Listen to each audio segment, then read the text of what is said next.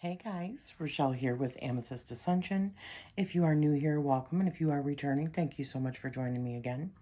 So today I'm going to be doing a walkthrough of a deck that I just got yesterday. It's called the Odyssean Tarot, a Hermetic Odyssey, and this is by Welkin. I think, yeah, Welkin. I got a card here by Welkin.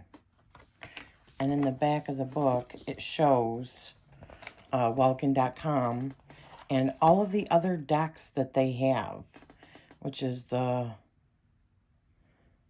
what is that, the Dylan Tarot, the Beatles Tarot, the Charles Dickens Tarot, the New Wave Tarot, the Elvis Tarot, a Star Trek Tarot,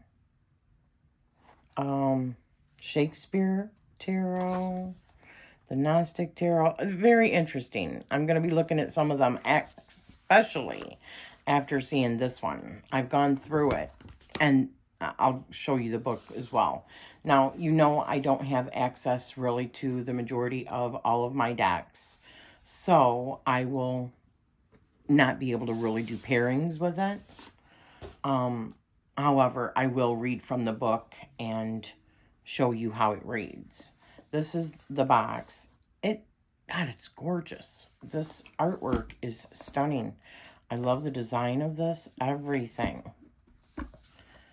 Odyssean Tarot. It's not my favorite kind of box, but it is beautiful. And it works, right? So, it's just your plain, two-part cardboard box. It does continue with design on the inside part of that as well. The Hermetic Odyssey. The Hermetic Odyssey.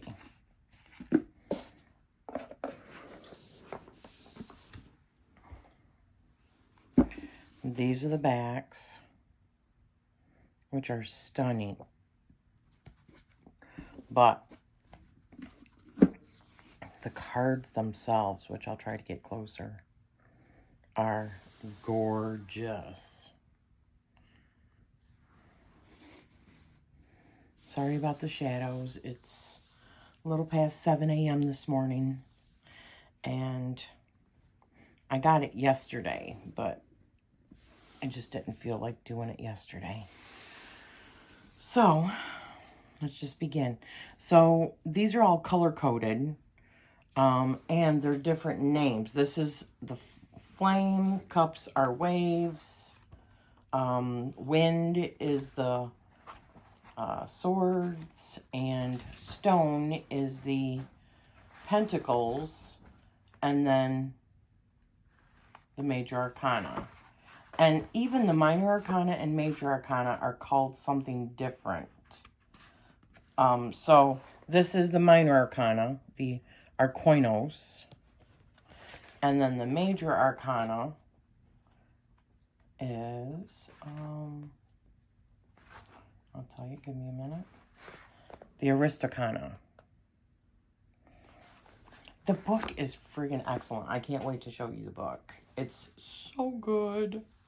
So, did I mention that I seen this on Tammy Pie's channel? She was doing a walkthrough and unboxing, and I was like instantly, okay, I got to get this. And at the time, I think there was only one left, and I'm like, honey, can I get it? He's like, stop asking me, just get it. So I was like, okay. So each one of these is fabulous. This is the flame suit. So I know that this is chaos, and that's like a phoenix. I've started reading about halfway through. I haven't read all of the book, but like who they are. This one is like Theseus, I think.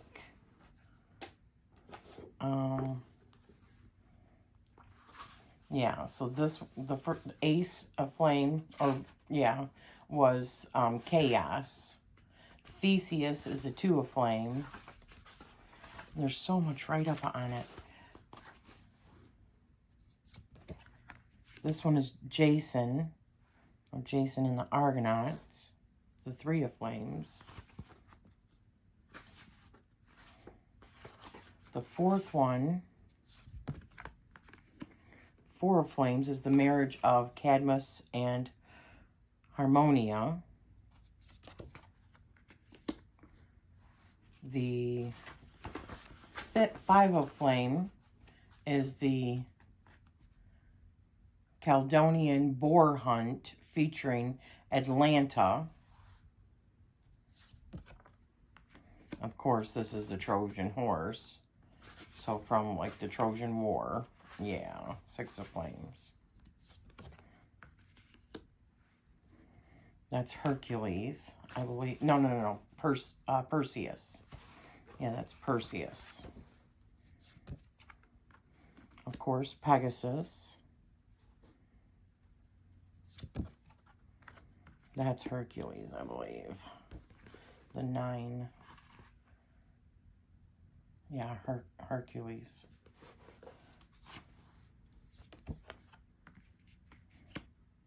Is that Atlas? Who is this? No, Sisyphus. The first king of Corinth. And then that is Asclepius, I think. Yep, Asclepius. And the Minotaur. Right? Yep, the Minotaur. Is that Athena? No. Hippolyta was the queen of the queen of the Amazons. Oh, that's just so cool. And is that Mercury? Or oh, that's Aries. Yeah, that makes sense for the King of Wands or King of Flames. Now we get into the Ace of Cups, which is waves. Looking in the book, suit of waves, or suit of wave.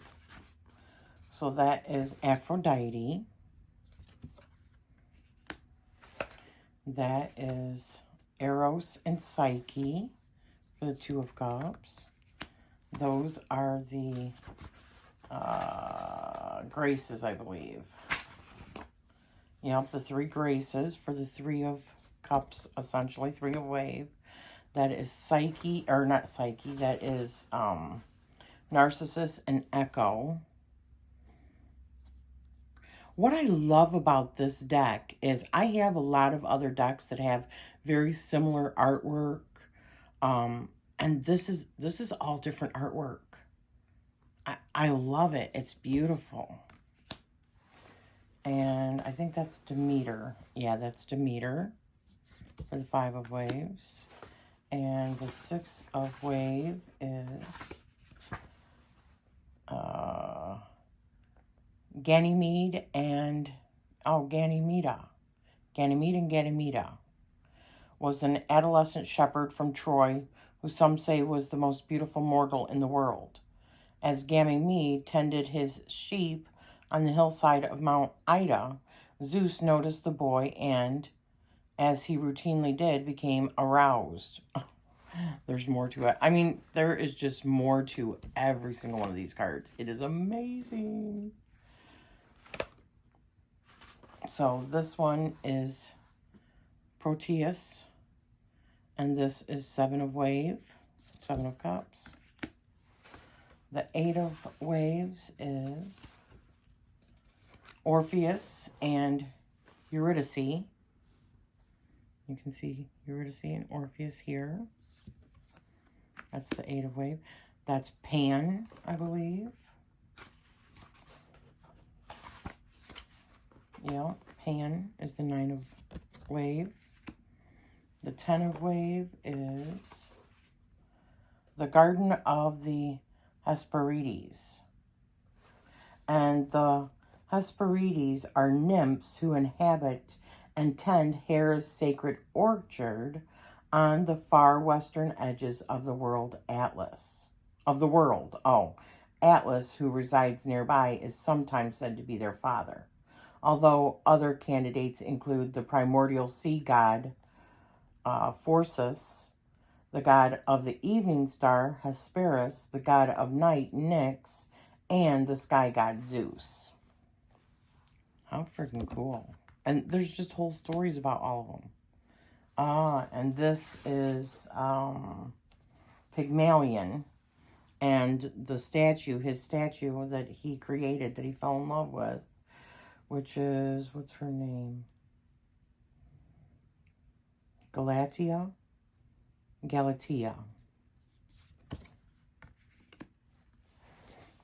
Then we've got 12. Okay, so each one of the, this would have been the page of waves. So that would be mortals. They're considered mortals. Mortal of wave. Then the 12s are considered the daemon of wave.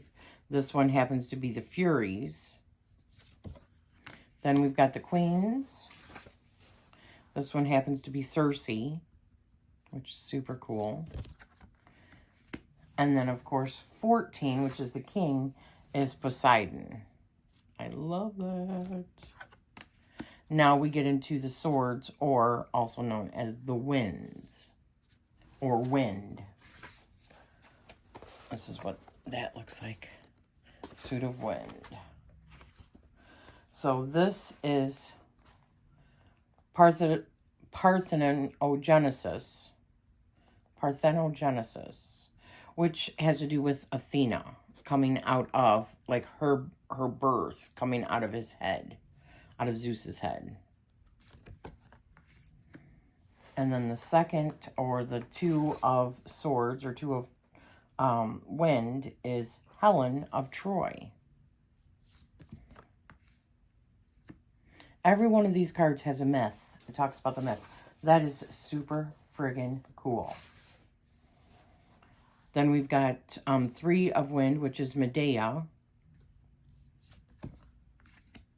4 of wind, or 4 of swords, would be the Golden Bow.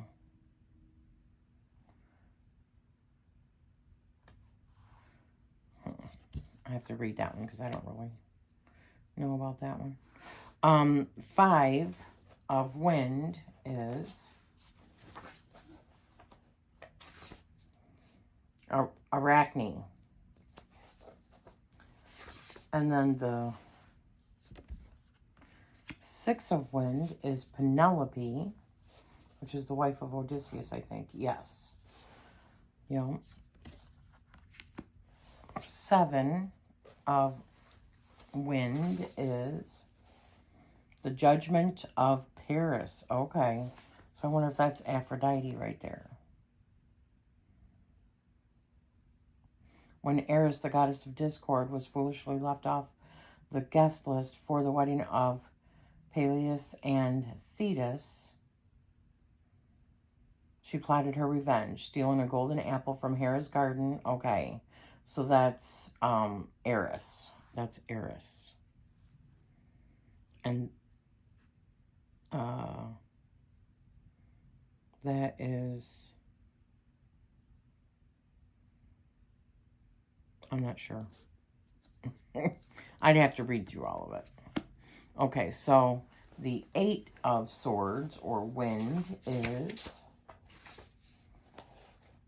Cassandra. Cassandra was one of the many children of King Priam and Queen Hecuba of Troy. Oh, Hecuba of Troy. Yes, that's beautiful. I'm guessing that's Pandora with the box there as the 9, which would make sense with, like, nightmares and depression and stuff like that, right? Yeah, Pandora. That's beautiful.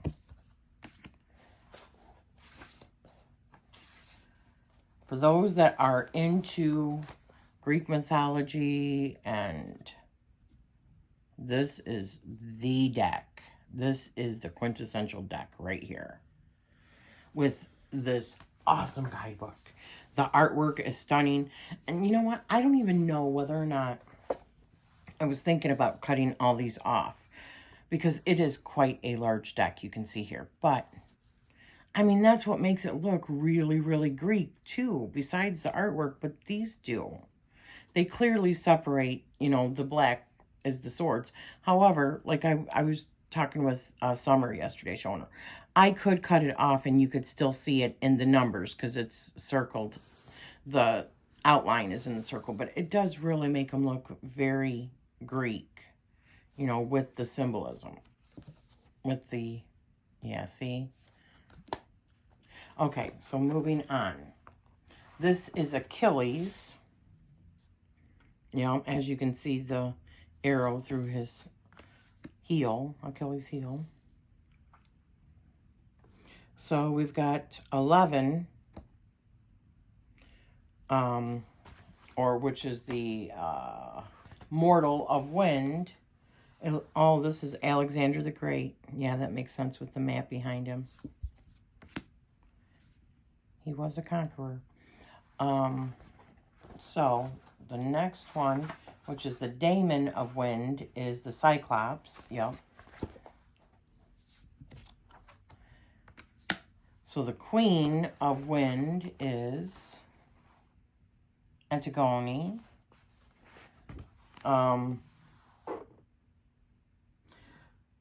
Antigone was the daughter of Oedipus and Jocasta. Her sister was Asmene,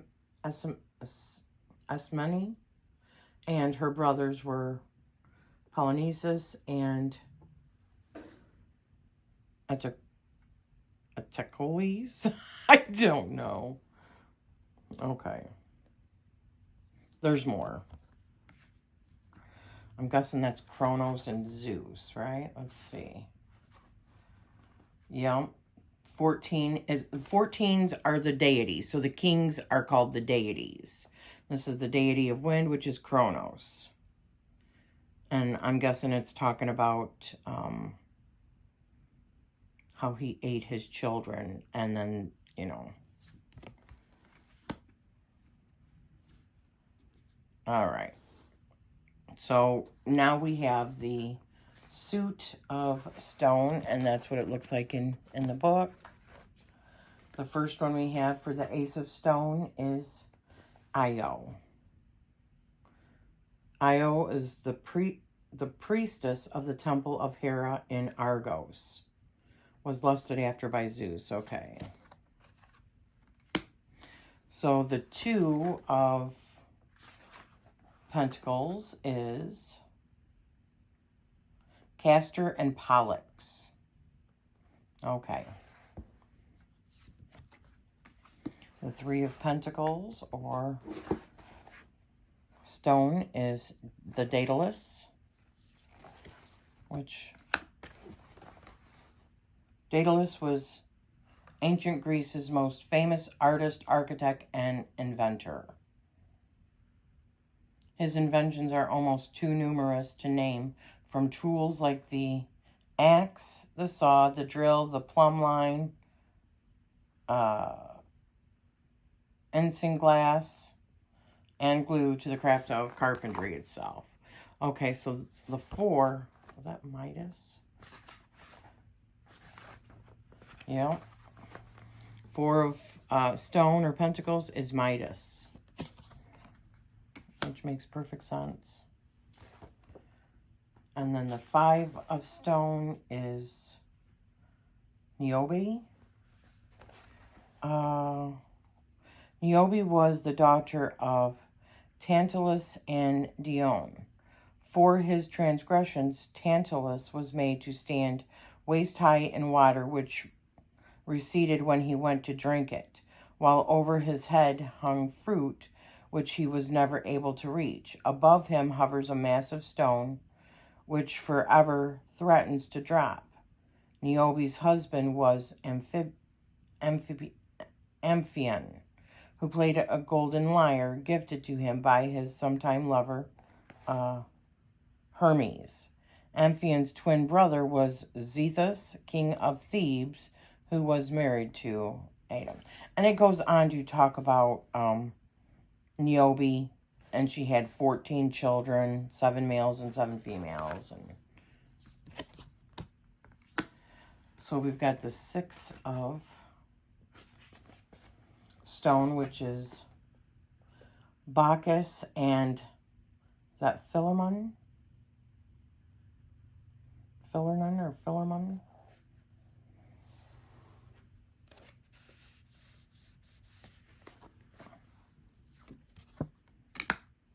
So then we've got the Seven of Stone, which is Sappho.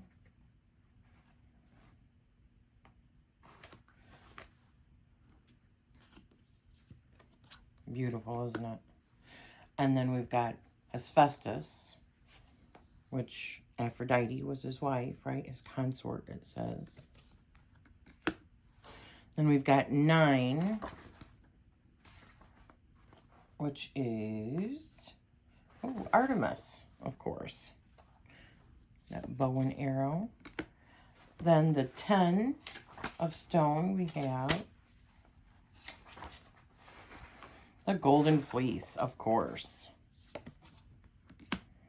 So the mortal of stone, which is the page, is Croesus, was the king of Lydia, renowned for his immense wealth. Yep, okay. I'm guessing that's Medusa. Yep. The daemon of stone is Medusa.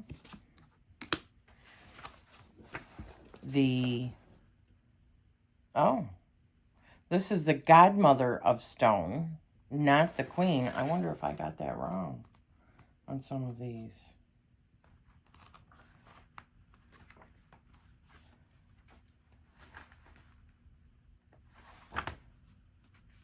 Oh, so these are all different. That's interesting.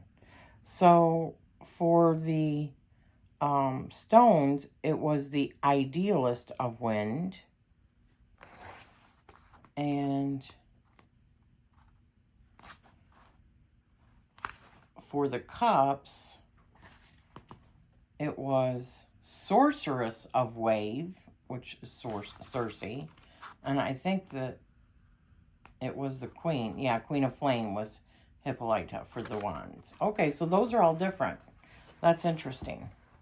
So this is the godmother of stone, Europa. How cool. And then the deity of stone is Hades. And now we get into like the major arcana.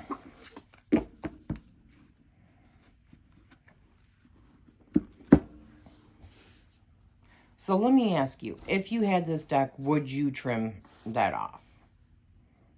Just your 2 cents. I would love to know what you got, just because of how big it is. But this cardstock is pretty thin, so I'm guessing I might be able to shuffle it on the side really good. So, anyways, this, of the Aristocana, the Fool is Odysseus. That makes sense.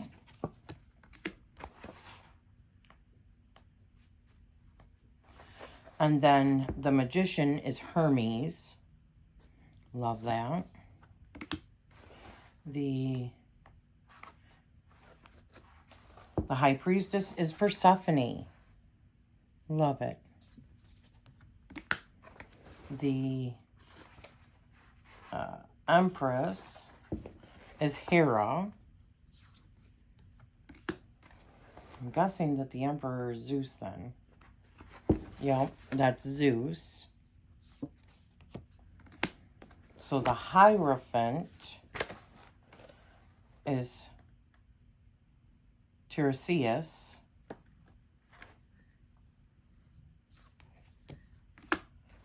The 6, or the lovers, I should say, is Aphrodite, Persephone, and Adonis. Huh. Okay.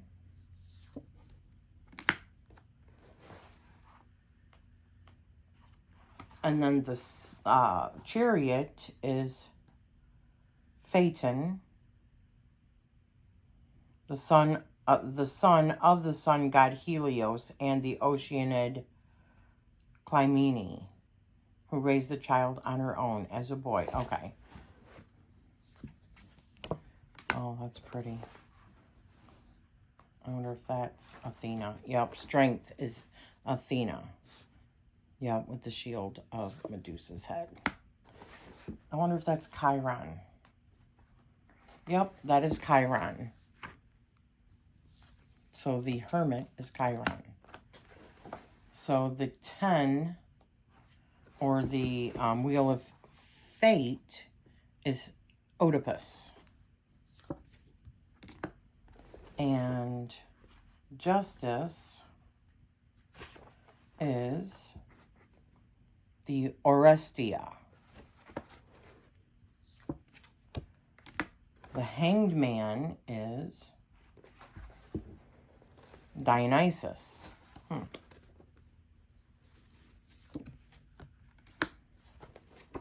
And Death is... Some of these have several pages of myth and stories and stuff associated, and the meanings and stuff. So Death is Thanatos. And then, I think that's Iris. Yeah, and Hermaphroditus. 14. Temperance. Let me guess, is that Prometheus? Yep. So 15, the light bearer, instead of the devil, is Prometheus. I love that. And then the tower is the Typhon, Typhon, the most dangerous monster in Greek myth, resulted from two monstrous incidences. The first was the Titanomachy, a 10-year battle between most of the Titans and the younger generation of Olympian gods. No sooner had Zeus successfully imprisoned the Titans in Tartarus and assumed sovereignty over the universe that a new threat arose. The Titans were not Gaia's only children. Oh, she also gave birth to a race of giants who possessed great strength, exhibited great aggression, and whose bodies were of significant proportions. The second battle for control of the cosmos that ensued was called the Gigantomachy, which saw the giants destroyed by the Olympian gods. That is so cool. Oh my gosh, the artwork is amazing. So 17, the star is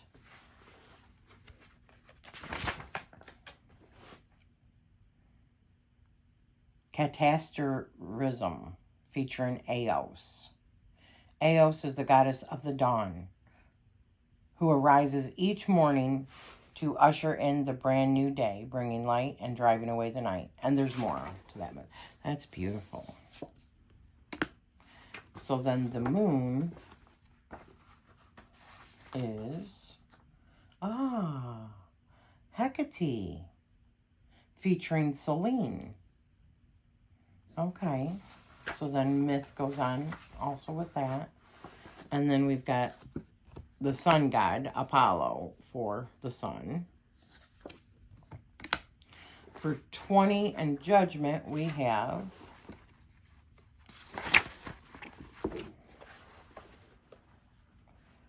the Eleusinian, Dionysian, it's called the Mysteries. Eleusinian, Dionysian, and Orphic. So it talks about the three mysteries of those. And then 21 for the world card would be, and there was a lot for that. Oh, Mama Gaia. Mama Gaia is the last one. All right, so let's see. I can shuffle it like this, which is not always the easiest, but I've been getting more into, let me scan out a little bit. The side shuffle.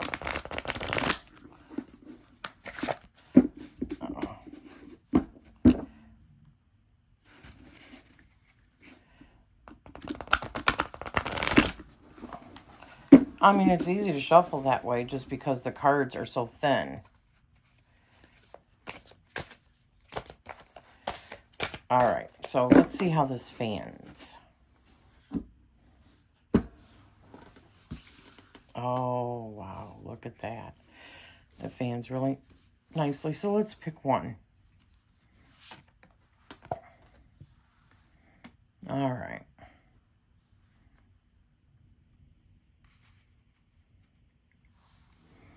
All right, so that is the 13 of the swords, or 13 of wind.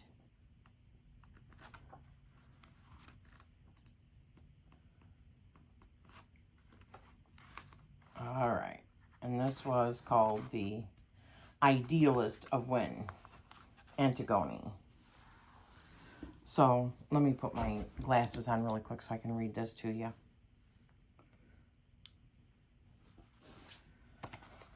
And this is what it looks like. Okay, so there's quite a bit on it. So Delphic maxim, do not abandon honor. The myth. Antigone was the daughter of Oedipus and Jocasta. Her sister was Ismene, and her brothers were Polynices and Eteocles. After her father's great humiliation and self-binding, Antigone accompanied Oedipus as he roamed Greece as an outcast. Antigone remained attentive and faithful to her father, and the two eventually found solace at the refuge for suppliants sacred to the Eumenides.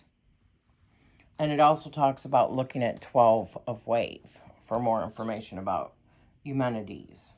Meanwhile, back in Thebes, Jocasta's brother Creon was acting regent, but a battle over who was rightful king was raging between the brothers Polynices and Eteocles. Hoping her father could decide the debate, Ismene traveled to her father, but she arrived just in time to witness his death.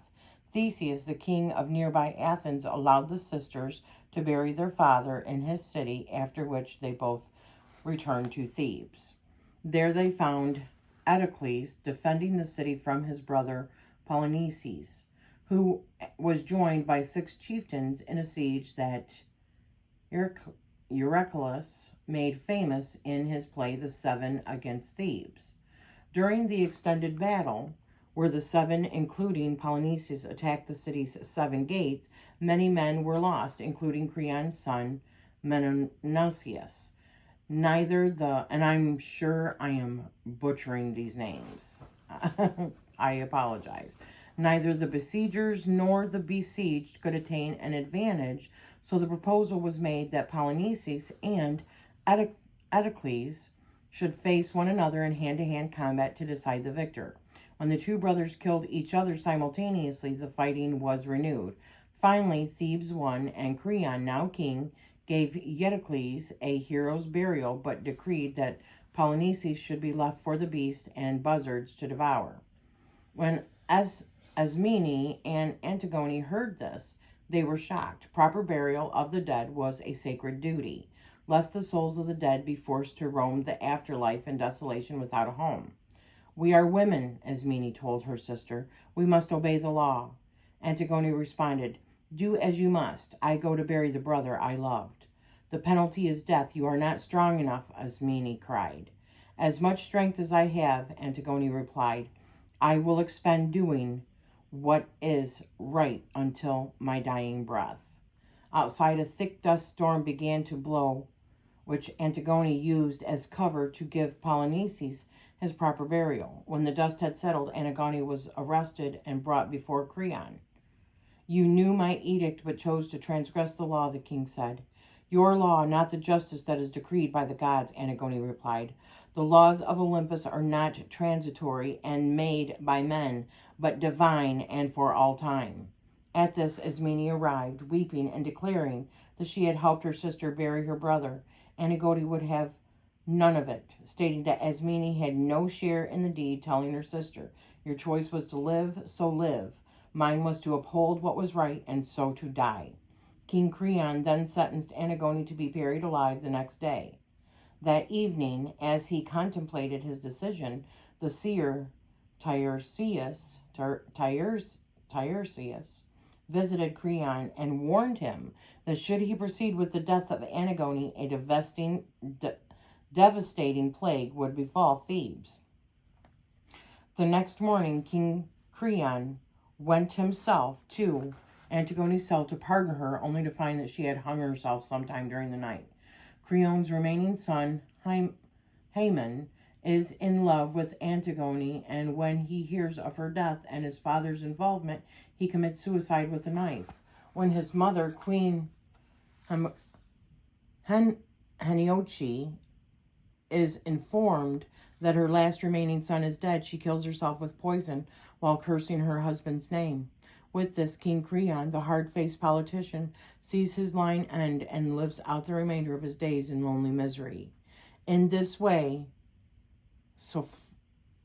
Sophocles plays Antigone foregrounds the dreadful cost masculine qualities such as control, discipline, and the letter of the law can exact when imposed at the expense of the feminine qualities of love, family, and the spirit of law.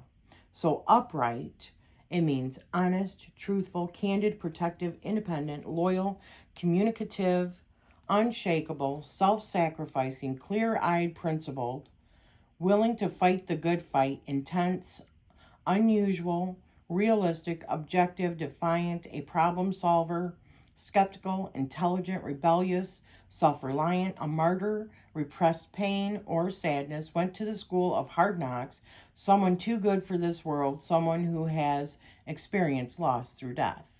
And the reverse is self-destructive, rude, overly critical, self-sabotage. My way is the highway. My way is the highway.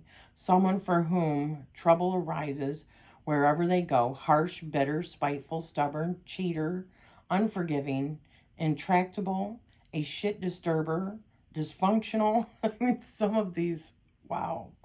Obsessive, self-righteous, not learning from past mistakes, an absent mother and a father complex, repressed trauma and infertility. Wow. I am blown away with this deck. I am in love with it. I can't wait to dig into each and every one of these myths and all the information that's in the book. And it is, let me see if I can, one second. Okay, so let me see if I can show you the book a little bit. First of all, the writing is decent. I mean, it's size-wise, it's decent. I truly don't need my glasses, but it's much easier with my glasses. 266 pages. And each card has a Delphic maxim, the myth, which is quite long, with actual quotes from the myths. And then the meaning, which some of these are really long. Look at that. This is all meaning here. And then we've got upright and reversed. I mean, some of these have like several pages, which is just friggin' amazing. So, yeah, I mean, I do love a beautiful deck, okay? But when you can get a beautiful deck that's themed like Greek mythology and then actually get an actual book, guidebook, that is heavy in the mythology and the stories and the meanings and all of it, I'm in love with this deck. So if it still is available on Etsy, I'll put a link down below where you can get this, or also the website, because you might be able to get them off of the website too. So thank you for spending this time with me, and I'm sending you love always.